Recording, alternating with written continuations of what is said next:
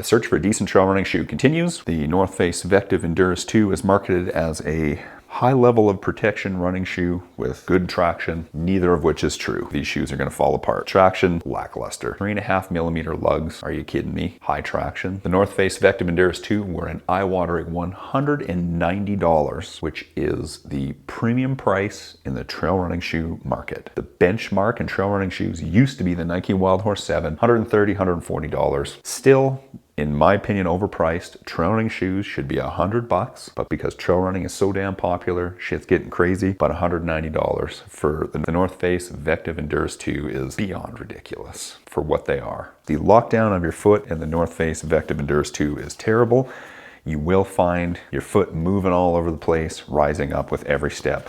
And I think it owes to the way the upper is designed, but also to the way the sole flexes. I found them to be unresponsive. The high stack height feels unnatural for walking, feels unnatural for running, and these feel like a rolled ankle waiting to happen. 6mm drop. I mean, I get some runners and hikers want a lot of cushioning. I don't mind a lot of cushioning, but there's a happy medium. There's a balance between having a lot of cushioning and feeling like you're constantly gonna roll your ankle like you're on giant platforms. The stack height just feels unnatural. The gait feels crazy. And here's a pro tip for anyone in the market for trail running shoes.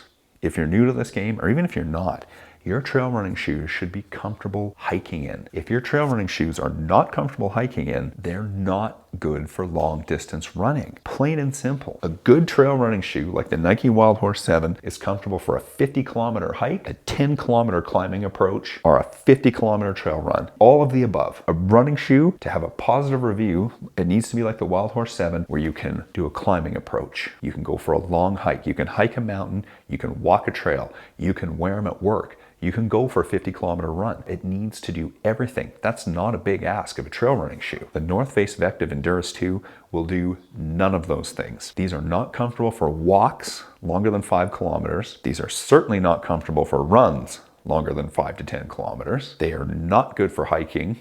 They are not good for climbing approaches because on technical terrain, steep technical terrain, because of the stack height, you feel like you're gonna roll your ankle constantly. $189. Who are these shoes made for? Who's buying and wearing a shoe like this for 189 bucks? Not climbers, not scramblers, not hikers, and what trail runner? Because it's not even comfortable to walk in. So let's say you get 20 or 30 kilometers out in your run, somehow you manage to run 20 or 30 kilometers in the North Face Vectiv Enduris 2. You get a cramp.